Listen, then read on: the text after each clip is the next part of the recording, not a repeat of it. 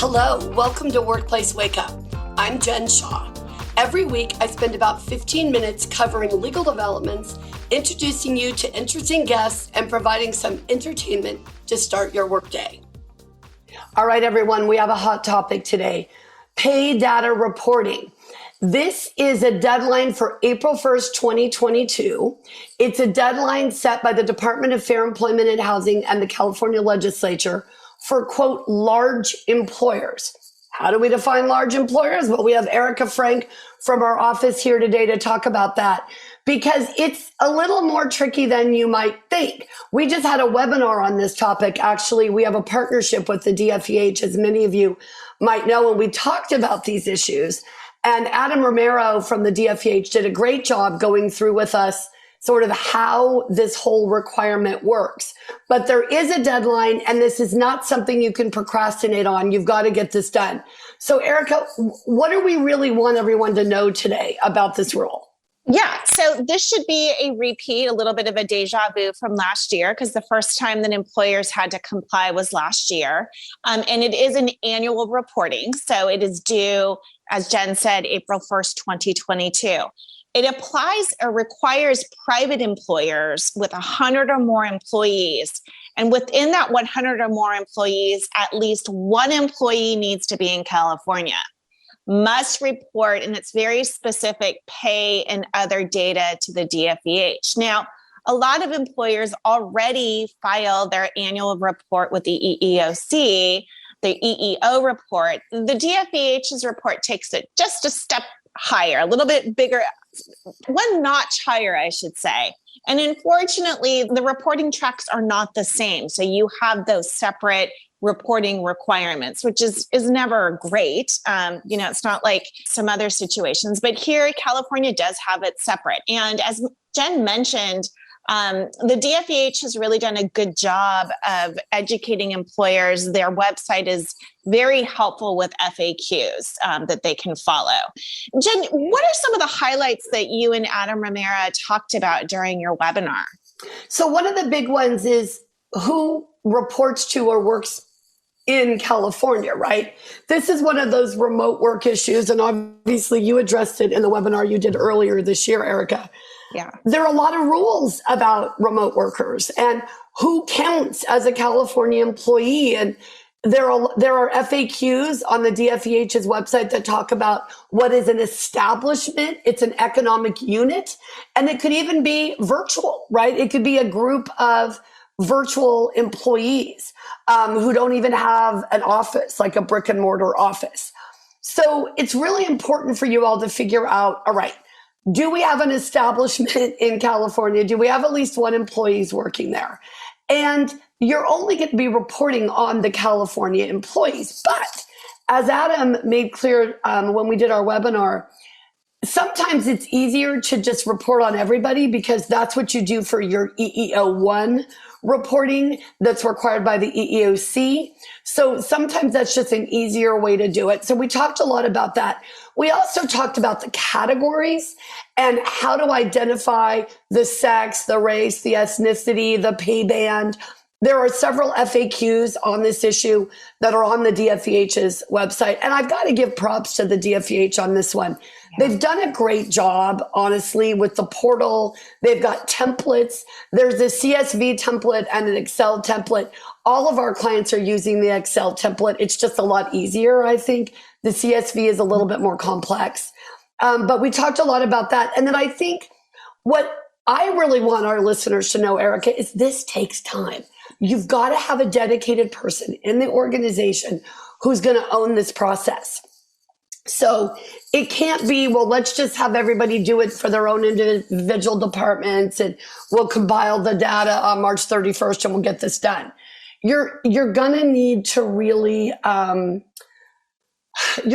need to take some time to allocate resources and think about how you're going to meet this requirement.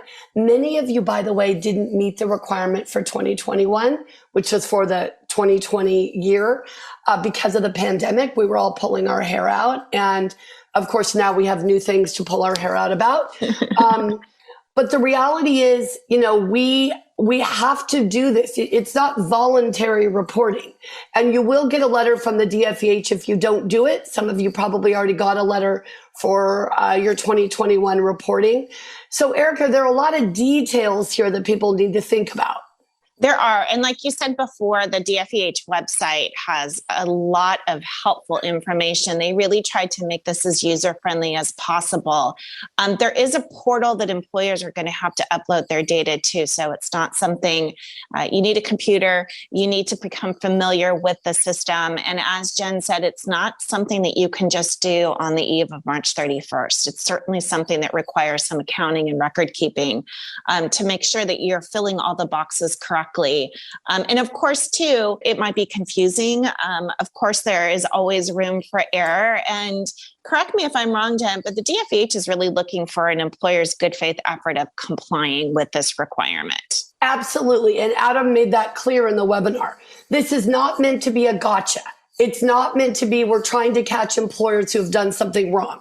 It really is part of the DFEH's commitment to preventing harassment, discrimination, and retaliation, and really making sure that they are helping employers who may unknowingly be creating a situation where they've got pay data issues. I mean, one of the reasons why we do audits for clients in this area is that they really often have a feeling that there's something wrong, but they're not really sure where it's coming from or how it came about. So when we do an audit, we go in and we look at, all right, what are all the folks in each of these positions making? How are you determining their pay? How are their increases determined? What are your requirements for the position? All of those things are really important. And I think something that a lot of employers may have a sense isn't going the way it should, but they don't really know what to do about it. So an audit actually really helps. The other thing about an audit, of course, is it's attorney-client privileged. So you don't have to reveal the results of the audit. You get to find out before the DFEH calls you to say you've got something amiss, or a plaintiff's lawyer notices that there might be a problem. And that's something we actually mentioned on our previous podcast when we were talking about equal pay, of the importance of auditing and really taking a look at your payroll practices and who's getting paid what, and is there a need to make any adjustments so that you are fulfilling your equal pay requirements, which is in part where this DFEH reporting came to be. It really was on the heels of the equal pay movement, particularly in California. Well, and one of the things I think that's hard here, Erika, is that employers feel overwhelmed. They feel like there's a lot going on and they have a lot they need to take care of. And I'm not going to minimize that. There's a lot to do. I feel that in running our law firm, making sure that people are being treated fairly and that I've dotted my I's and crossed my T's. So certainly it's an understandable concern that folks have. And I think one of the things that employers really need to understand is the more you're willing to look at your processes with a critical eye to identify your opportunity areas, not just to say, we're going to gloss it over and I'm sure everything's fine. A lot of times I think that happens because we don't want to be blamed for something. And in an organization where there's more of a blame mentality, we're trying to run from that. So one of the reasons we want you to create an environment where people can speak up and they can work collaboratively to solve problems is compliance, right? When you know there's an issue or you think there might be an issue and you do an audit to figure it out, everyone has to be on the same page. Look, mistakes were made. We need to move on. Let's figure out how to solve the problem and let's get in the right place. So that's the value of these kinds of laws. I mean, one way to look at it is it's another burden, and it's frustrating. And I get all that. I'm not downplaying it, but it's here. You're not going to get rid of it. If you're subject to the rule, you're going to have to comply with it. So let's find the silver lining when we can. Correct. And just a couple of highlights before we close out for employers, just to keep in mind, a few nuggets for them to take away from listening to this is the DFEH reporting requirements are different from EEO-1.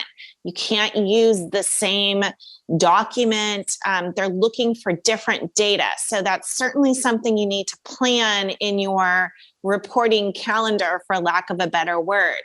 There are pay bands that the employer should use for the state pay reporting. They are randomly, I don't know if there was any rhyme or reason to the DFEH coming up with these particular pay bands, but they are there for you on the website. So I can't emphasize enough. I know I've said that already, but it is a little bit daunting when you first look at it. But once you get through it, and as Jen mentioned, a lot of employers are using the Excel spreadsheet, and there's even an FAQ on that if you're having trouble uploading the Excel spreadsheet as well. That's absolutely right, Erika. And there is this user's manual, which has a table of contents. It goes through everything step by step. There also is an email address where you can email the DFEH and you can ask them additional questions. Now, remember, they can't give you legal advice, but they can certainly answer general questions about what's going on. So, Erika and I want all of you to really understand, we know it's a burden, but it is what it is. So let's get in front of it. I mean, that's one of the things our law firm is really focused on. Let's get in front of any particular or potential issues so we can wrap this up. Erika, thanks for joining me here today. This is a really important topic. We hope all of you found this helpful and better get to planning. Thanks, Jen. If you enjoyed this episode and would like to spread the word, please share it with others, post about it on social media, and/or rate and review it. Of course, you can also follow us on LinkedIn, Facebook, and Twitter, and email us at info@shawlawgroup.com. Workplace Wake Up, including its guests and hosts, do not provide legal advice in this podcast. Do not act upon any of the information discussed in this podcast without consulting a licensed attorney in your jurisdiction.